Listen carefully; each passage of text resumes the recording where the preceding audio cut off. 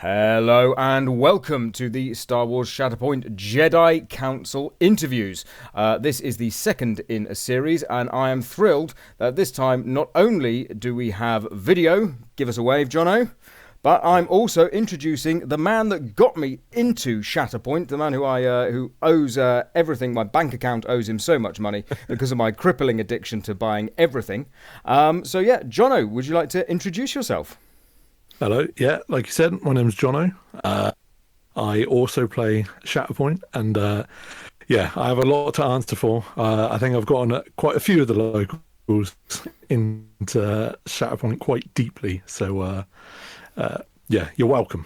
Yeah, You're well, welcome, everyone. thank you. Yeah, thank you very much for that, Jono. Yeah, really appreciate that one. So joking aside, Shatterpoint's an absolutely brilliant game, and I know we both love it a lot. But what's your journey in the hobby been? Where did you start out, and kind of where have you progressed to since then? Well, yeah, I mean, I did the classic thing that everyone does with this sort of hobby. Did it as a kid, early teen years, and then decided I was too cool for that. Left it. I sort of always it was always like Warhammer 40k. That was what I was into at first. Orcs, loved them. Space Marines, can't go wrong. And I always sort of like dabbled with like Dawn of War and like the different video games that came out. But it was probably, what was it, 2018, 2019, something like that I got back into the hobby. Uh, I told myself that it was just gonna be painting. I'll do the odd model. Uh, uh, Never gonna play the game. That's not for me. Um, and then what? We're 7 years later. Uh, Now a manager at a game shop, organising tournaments. So that didn't work. That went very well, didn't it? Yeah. And so Yeah. obviously you touch on 40k, but I know because we're local to each other. We play each other at Shatterpoint and other games as well. But I know you're not just interested in 40k and Shatterpoint. It seems like every time a new game appears, Peachy Tips YouTube channel. I think in our local scene, every time Peachy drops a new game,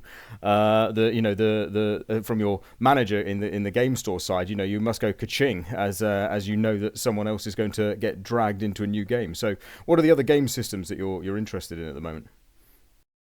It's it's really like rocketed. Like it did used to be just 40k, but now it's 40k, bit of Age of Sigma, Horus Heresy. But then it's not just the Games Workshop games. I've got into recently Silver Bayonet. That's a Peachy Tip special. That one. That's a great game. Napoleonics meets Gothic horror.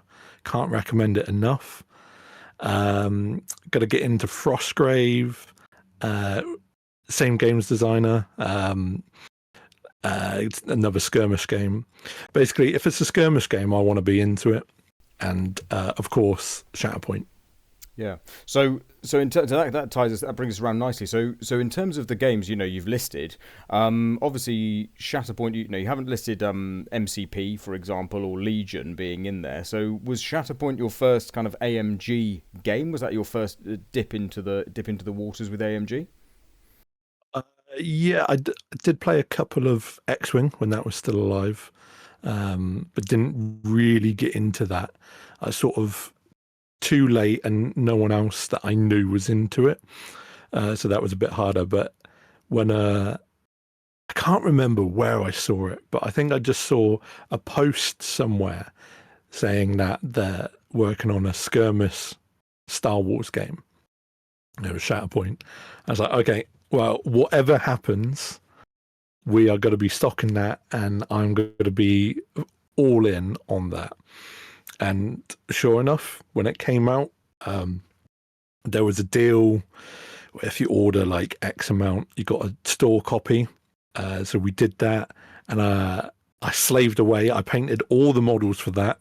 Mozzie painted the terrain, and then we did that like intro day where we Yeah. each had a different squad, as I think is how we did it. And there was a few people, and you were one of them. Yeah. And I remember you at the end. You were like, "Right, I'm in." Yeah. Absolutely, yeah. Put me down for everything. Yes. Yeah. Yeah. But that was just before the game actually came out, so it was quite nice to. I was able to get that demo copy early and get painting everything, and like straight away. Honestly, those models, they almost paint themselves, and it's what I tell people all the time. Everyone watching this will know, but they're such a joy to paint. Just the sharpness, but they're not overloaded with detail. It's a breath of fresh air. Yeah, definitely. And I think the other thing as well that struck me recently is that I would say that there hasn't. I can't even think of something that's been a flop from like a mini like being released. You know what I mean, in terms of like an aesthetic. Like, yes, I'm sure there are some that are better than others. I think, some people think that Cassian could have a better pose, or Grief Karga also is a bit sad. His model maybe been done a bit dirty on that one, but even then they're not like flops. There's not that, you don't really see or feel that that negativity from the community, unless of course I guess it's a giant Krennic. That might be the only one, but that was a scaling issue. But the model itself is still beautiful, right? It's just the scaling is off. Yeah, I don't know why he's so big, but yeah, you're right. There's no like flop. Some of the poses could be better, but that's being nitpicky. I think you have that contradiction of the artwork on those unit cards is so cool. And then sometimes the models just don't reflect that pose. It's like, I just wish we had that pose. Yeah, I get you. Yeah, whatever. Yeah, I guess that is something, isn't it? Yeah, because the artwork can maybe have more movement in it than the model can itself. Because at the end of the day, not every model is on one leg, balanced on a tactical rock, looking like they're going to leap forwards into action. Some of them are just 2 feet on the ground. I'm here. Yeah, exactly. Yeah, nice. And there's nothing wrong with that. Nice. So in terms of that side of things, then what's your favourite kind of unit or character within Shatterpoint or Star Wars as a whole? Where would you say your favourite leans to? Vader, absolutely. I'm all about him. Yeah. And anything Empire as well. I love the bad guys. They're my favourite when they are being ruthless and don't care.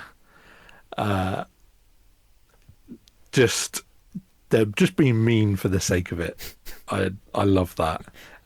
Is that because that goes against your? Oh, it's because that goes against your gentle nature normally. Because I think you are. You certainly.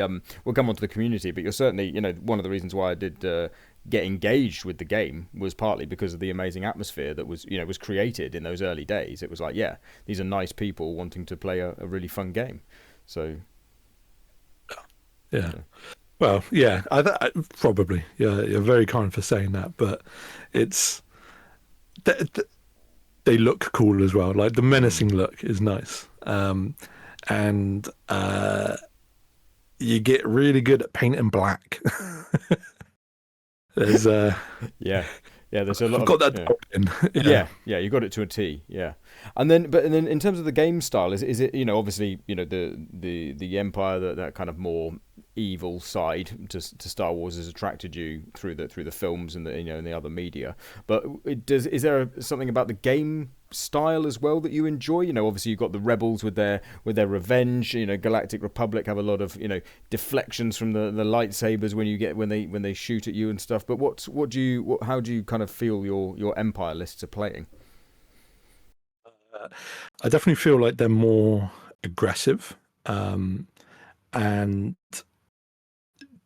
that you're trying to inflict pain, and the conditions on people, they're really good at dishing out a lot of different conditions, which if you can just give everyone like all the conditions, then the options are so limited. It really, really then does make your opponent kind of question, and that's when then make mistakes, right? And that's your opportunity.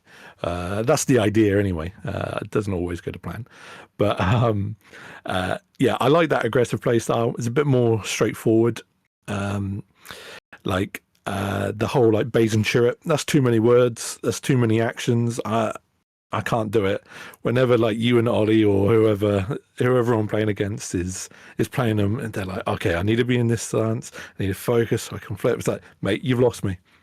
I, Yeah, yeah, Vader says punch you, yeah, so yeah, I'm going yeah. to do that. Yeah, yeah, that, I'm spending a force for that anger, hatred thingy. Right, you're dead. Right, who's next?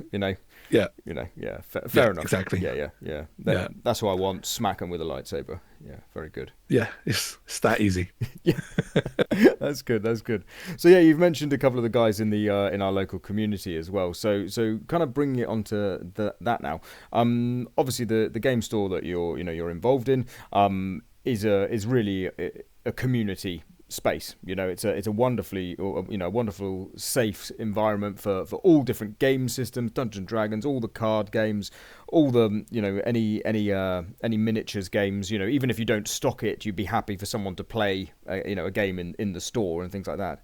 But how important do you think it's been with maybe in the local scene, but then also maybe reflecting on where we are with the UK scene as a whole? How do you feel? How do you feel? How important has it been to build that local community? And then also, how do you see the kind of the state of the UK at the moment in terms of the game and the community that we're growing here? Sure. Yeah. I mean, it's even with like an IP as big as Star Wars, it is a niche game. So we've really had to work at keeping it alive, because if we're not playing it, then it is just gonna die. And in the shop as a whole, like it does happen. It's like if a staff member isn't actively in it, then it just doesn't see the reward. It doesn't sort of sustain itself. So me being so into Star Wars and Shatterpoint, and I mean, for like a year, it was what, four of us that were just playing week in, week out. Um, and uh, just being visible, and we were always talking about it, or it's always visible on the shelf. It's not hidden. It's relatively stocked. All the models are in the cabinet as well, so people come in all the time and see all the painted models and get excited. And they're like, "Oh, what's this?" And it starts that conversation. So I think just being passionate about it really helps, and I think that is applicable to the whole of the UK as well. You can see it. There's like pockets of where this game is played, and you can see that the people are so passionate about it that it just thrives. There will be some areas that just people won't play it because there's not that ambassador for the game. So unfortunately, it goes. Apparently, like MCP is typically played a lot more than Shatterpoint in the different communities, but it's very much the opposite for us, isn't it? Yeah. It's Shatterpoint all the way. Yeah, absolutely, absolutely, and I think you raised something really key there. I think you're right. You do need to have an advocate, someone who is present to keep those games going. And I think you're absolutely right. The fact that four of us played. I mean, we were playing at minimum once a week. I remember, sometimes we double up. Monday nights was Shatterpoint night, and I think we probably played on average at least once a week. Before we even go into tournament play, and we just kept on playing, and eventually, as those the kind of original trilogy boxes started to drop, your Leia box started to drop, your Vader box starts to drop. That's when we started to see some of the new people join, because they recognise those characters rather than going, well, I don't know who that cartoon character is on the front of that box, or if you've never seen Rebels, for example, you might not know Kanan and Hera immediately. So. Yeah, uh, Oh yeah. Feel free. I'll pause sorry, the. I'm just recording. And just like that, we're back in the room. So hopefully all resolved there for you, Jono. So yeah, we were just talking about ambassadors, weren't we? So yeah, I think it's really key that you have an ambassador for the game, and I think you're absolutely right. And I think that you really spot on as well from my observation in the UK that we do have a good half a dozen kind of key ambassadors dotted around the country who are the ones who are running those events, who are keeping the games ticking over in those game stores and encouraging new people into this into this amazing hobby. And with that kind of in mind, I think that brings us really nicely onto the tournaments that you've been running under the umbrella of the game store that you work there. So kind of talk us through that process. Was that something that you kind of could see as being something you wanted to do very early on, or has it been a lot of nudging from a particular member in the community to try and encourage you to run those events? Yeah, it's been a funny one with Shatterpoint because we done 40k and 40k is so easy to sort of organize and run. There are so many of those players that it was always a kind of like I want to do a Shatterpoint one, absolutely, but is there enough interest in it for it to like fire and go ahead? Because we tried initially that like tournament but spread over some like almost like a league. We're trying a little hybrid and that didn't really fire, but when we bundled it in with on a 40k day, so hired a venue that's big enough for I think it was like 40k players, but also had off to the side space for some Shatterpoint. And that has worked. And we've done two of those. Yeah, two of those. Yeah, two of them. Yeah. And one I managed to play in. One I just ran. And it's great. It's so nice to have it like run alongside another event and just kind of get it all going at the same time.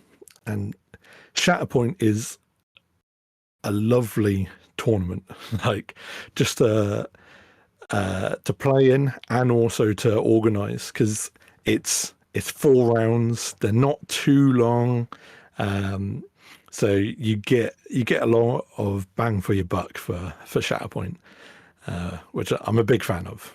Yeah, definitely. And yeah, so you mentioned there, so those two events have been run alongside a 40k tournament, and you hire a separate venue for those events. But the next event that you've got coming up end of March, isn't it? The last weekend of March is actually going to be held at the game store. What was the kind of thinking behind that? Yeah, so this year I'm trying to kind of mix things up with how I do events and like wargaming events. It's all very well and good having an external venue that I can hire, but it does require a lot of organizing and also a lot of faith that enough people are going to attend. And I think it's just nicer when it's all ran in-house. So managed to find a day, it's going to be a Sunday, that the Yu-Gi-Oh guys can go play downstairs. And we've got the upstairs. There is plenty of space. Was it going to be a 16-player event? So 8 tables. We've got plenty of space upstairs for that. So it's nice to make use of the shop itself. It's just it's nicer. Like it does feel like it's its own. It is part of the shop's identity then. Sure. Yeah. No. I think it's lovely, and I think lots of other places have seen it. The Swindon events, Dark Sphere in London. Again, if you've got the lights on in the building, you're open anyway, right? So Yeah, exactly. and if it means, obviously you want to play in the event, but if there was ever an issue, or someone said, hey, I've got to quickly nip out, you can always pop downstairs, look after the till for 5 minutes, and come back upstairs. I guess there's loads of positives from running it in the shop itself as well. So yeah, no, it sounds awesome, and I'm really looking forward to that. You can do a proper plug for that one towards the end. And then anything, any other plans for the year in terms of tournaments? Is there anything else? Are you hoping to do kind of like regular events, or is it just going to be a bit ad hoc when you can find the space? What's the kind of plans for the year? It'll probably be, if I'm honest, it'll probably be a bit more ad hoc and trying to just slot them in as and when, because we're not as cemented as one of the sort of key organisers. So, and with Elsa and Swindon and Louis up at Darksphere, they've got the kind of the bigger hubs there. So I want to give them the opportunity to get sort of theirs going, and then I can be cheeky and slot in in between them. Nice. So kind of give a bit of a stagger in our kind of local area, that kind of south area. That's that. So you're kind of trying to keep a steady flow of tournaments, but spread out geographically slightly. Yeah, and like all three, we're in like a bit of a triangle. They're all easy enough to go between. And I think that's exactly, personally, that's our goal, right? There's no reason, unless we're personally busy, that we can't go to Swindon and then go up to London and then do the Mystic one. It's all it just helps. Like, yeah, it keeps the community region. Yeah, exactly. Yeah, it's a regional. Turning it into a regional hub rather than just a local pocket. You're starting to build a bit of a regional hub, and hopefully this is what this these series where I kind of chat to people like yourself, who's organising these tournaments. Hopefully get those, make more people aware that there are things going on. We had one of the guys come to one of the Mystic events, who was down Reading way, I think it was, who just didn't realise that there were people that played in that area, in our area. Yeah. And there's also the Mystic Games is within the county of Oxfordshire, but in Oxford, there's actually a community group that play as well, and they didn't realise that we were running, and we didn't realise that they were running, and it kind of we kind of stumbled onto each other, and actually we're 45-minute bus ride away, so it's not it's not it's great to see how we can kind of engage with the different communities. Moving on from that though, obviously tournaments, you're not just a TO. You're a player. You're a player yourself. You played the game, and obviously, there's someone like myself or Elsa who I had on last time. Obviously, we've both bought every single mini, right? So there's that. You've focused a little bit more into your kind of Empire stuff, and then obviously you've got anything that the shop has for people to learn to play. So with that in mind, what are your kind of tournament goals? Obviously you're not necessarily, well, maybe you are, but maybe you're intending to go and chase the kind of current meta and go, right, I'm going to buy Delta and Cassian and go and chase some wins with the meta lists. Or do you have do you have any personal goals for kind of like tournaments through the year for yourself? Yeah, I want to attend a lot more Shatterpoint events, just sort of period. And now that I took my time and I finally learned to drive, I can actually get to these places a lot easier and not just rely on some of the other guys for lifts. So I can get to these places. Like we were talking the other day about Sheffield, for example. Oh yeah, and how that might be fun. So, like, I can do that. Like, I can. I'm happy to drive a couple hours and get stuck in. So that's one thing. I do want to improve. No one wants to get worse, but I do want to improve, and I'm just focused on my empire. I'm quite a believer of kind of picking your faction, and kind of staying true to your guns. There's nothing wrong with chasing metas. Absolutely not. That's how competitive games work. There's a meta, and people are going to follow it. But I like to see if I can make it work with what I find enjoyable anyway. I did it with Death Guard in 40k. They were awful when the edition first launched, but I was there. I went to tournaments when they were really bad. Like I rocked up, they were like, "Oh, what are you playing?" Like Death Guard. It's like, really? So, yeah, that's me. Not that anything is that bad in Shatterpoint, but that is. I always want to go with like full Empire if I can. I do like Bad Batch. I loved that show. I think they're really cool. But they're only 2 of 4, so or not one of one and a bit, 4. one and a bit, yeah, one and a bit, one and a bit, yeah. You'll still need some other. So, I'm all about Empire. Are you hopeful for I mean, diverting slightly away from this, but are you hopeful for a Veers and the Snow Troopers box in the errata update cards? Turn them into something decent, because I know how excited you were. It was for that Veers box, and whilst it has seen the table, we in our little WhatsApp group it didn't take much convincing for you to change one of your Snow Troopers and actually take a decent unit that one of us will lend you. So yeah, well, that's also the problem. Like, I don't have all the Empire stuff just yet, so it was the Snow Trooper Lieutenant that I was trying to run, and it's just doesn't. Yeah, he's a synergize, sad, really. Yeah, he's a sad card, isn't he? He doesn't. He's yeah. And when you look at the other 4 costs that you can slide into that slot, and you go, oh, okay, right, yeah, he's not bringing much to the table. Yeah, so he quickly got swapped out for Boba Fett.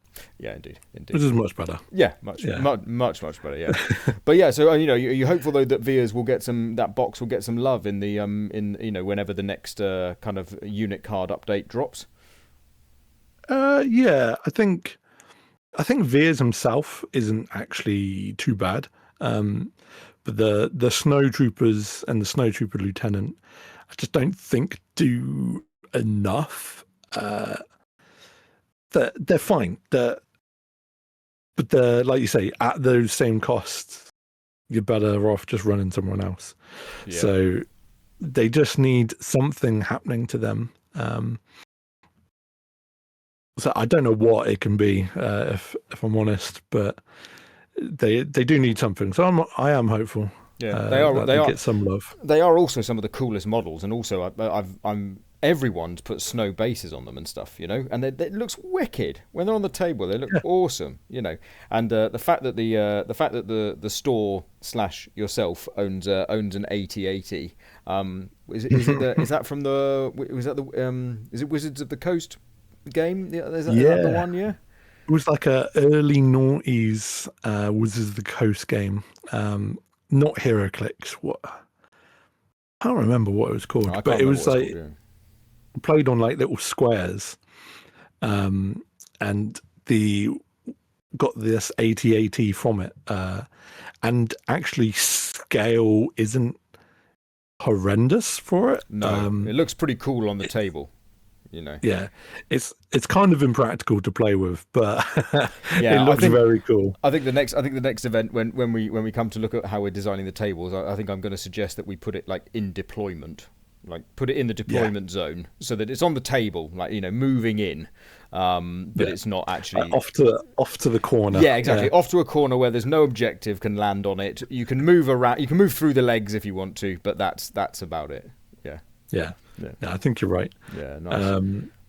So kind of coming back then to your goals and stuff. So in terms of looking to improve, and you're saying you want to improve, you want to attend more tournaments. I mean, obviously those two are going to go hand in hand, because obviously if you're playing more games by attending tournaments, then hopefully you'll start to see some improvement. But do you have any? Obviously you've got a huge amount of gaming knowledge and background across all sorts of different game systems. So what's your kind of approach going to be? Do you think for how you look to improve and kind of take yourself into that next stage in your Shatterpoint?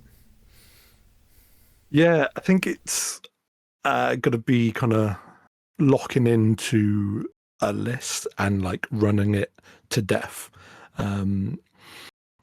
So, and if I can get onto at least I think on Longshanks, it's got top 5 for the primaries. If I can get onto a top 5 for one of them, it's a very lofty goal. But if I can get on there for one of the Empire guys, that would be great. We were talking about it the other day. Vader, the Vader I play. I don't stand a chance at ever getting number 1 for him. That's locked down by someone else already. So yeah, I'll find someone else. Maybe Veers. Maybe I'll be the Veers. Yeah. Maybe you could be. I mean, that's the thing, right? If you put in some graft with him prior to an errata, if or an upgrade, if an upgrade card comes in, it should make the unit better. Right, so if you can do the grunt work when he's bad, a bit like your 40k, if you can do all that work when they're bad, and then translate it into something good when they're when they've been improved, that'd be impressive. Yeah. That's really great, and I think obviously we chat as well, but I really believe that our local community and the wider in the area, there's so many good players here. We're all improving quickly, and everyone's got the capability to win events, and certainly to start getting into that kind of 500 plus rating with primaries. If you're just attending events and playing solid, and looking to optimize what you've got, then I think it should be completely doable. So yeah, very, very exciting. Yeah, I look forward to having you back next year when we can talk through and see how you that'll be good. see how you got on. So I like that. Yeah, so kind of like just winding it down then. So in terms of the next Mystic Games event, when is that? And can you give me a bit more information, and how is it looking in terms of number of tickets left? Yes, so tickets are half free at the moment. We have had some sell, but we've still got plenty of space. It's going to be on the 29th of March. That's a Sunday. You can get your tickets at mysticgames.co.uk. But the exciting thing is that it is a 3-hour event. So you only take 3 lists. But I've added the caveat that you must run every combination. So you got to run A, B, B, C, C, A over the course of the day. There is 4 rounds, so you will double up on one of them. So how you do that is up to you. But yeah, running every combination does mix it up enough that you don't just rely on like one squad and just tack in someone else. So that will be very exciting. And like we said, that is at Mystic Games itself. That's not anywhere else. So in Witney, Oxfordshire, there's plenty of parking, so you can find somewhere nearby and park up and get stuck in. It'll be great to see everyone. It's a 16-player event. We've got a lot of prizing to give out. There's some raffles. there's a lot of the unit cards and Shatterpoint order cards, and for the top three, they're going to get free of the red attack dice. Nice. Very exciting. Yeah, nice little teaser there. So if anyone was wondering about turning up or not, those red dice, they're going quickly in the UK. There's only a certain number of packs came into the UK, and those tournaments are running out quite quickly. So yes, they are really lovely those red dice. Just touching on the Thremier event though, just before we kind of wind down though, what was your? I think you said you quite like doing that kind of more very strict, building on it, which I like. I think that's really good. But what was it that kind of drew you to the Thremier event rather than just running, another Premier event? Well, there was lots of talks about just different kind of events that I could run. I would love to see more 2-day events for Shatterpoint, but the people are only interested so far if it's like an official GT, which I can understand. But coming from other game systems, there only being like a handful of 2-day events in your country over the course of the year does seem a bit wild. But it's tough. What comes first, right? Do you put it out there and see what happens? But so there was lots of back and forth discussion with other people about what gets run, and then from here it just kind of kept coming up. It's like, actually, let's give it a go. Let's see what happens, and because I know people have struggled to kind of go off in the past, but I think there's now enough unit choice out there that you can really play around with it. Yeah. Yeah, I think it's just sort of. Well, I was going to say as well, and we can see from the stat shows that I'm doing now as well, that there are a few Thremier events starting to appear now. There's a lot coming. There's a lot coming through, and I think I think that's going to be something really exciting. I think you're absolutely right as well around the 2-dayer stuff. The fact that it's not. It's not a standard 2-day game, kind of tournament scene. It also strikes me as a bit strange. My tournament background used to be, you play 2 days. That's what you do. I think that something positive is probably going to be, can you fill 16-player events, because you can get a 4-0, so you can get one winner from a 4-round 16-player event, so you're always getting, and if loads of people go 3-1 and no one goes 4-0, well then that's fine to go into that realm of, well, now you're on strength of schedule, because if you lose a game, then you should be at the mercy of at strength of schedule. but I think that's one of the things that is probably why Shatterpoint doesn't appeal as a 2-dayer, because doing 3 games on one day, 3 games on another, unless you've got an event that is big enough to be able to find a 6-0 as a natural winner. If you're able to get a 16-player event and someone goes 4-0 and everyone's happy, then if you can do that in one day, it does free up the other weekend day, I guess. Yeah, it's those shorter rounds, isn't it? Because you can happily squeeze 4 rounds into a day. Then just do that. Yeah, I mean, I did a tournament up in Nottingham that was 5 games in a day. I did one of Rob at the TSN Arena. One of his events that I went to was, there were 6 of us, and he said, "Do you want to just do a round robin and do 5 games?" And we said, "Yeah, let's do it." So we just round robined it and did and nice. And we just started the rounds when people had finished. Just start the next round. So and just hope that no one drags their games out. So So yeah, I think the other thing that could be of interest as well, which I know we've spoken about as well, is team events as well, and that maybe that's the way to start getting 2 dayers, is to do something like a premiere on day one and then a team event on day two, or vice versa, or do a Thremiere and then a team, teams of two, something like that. Is that something that you could see working as well?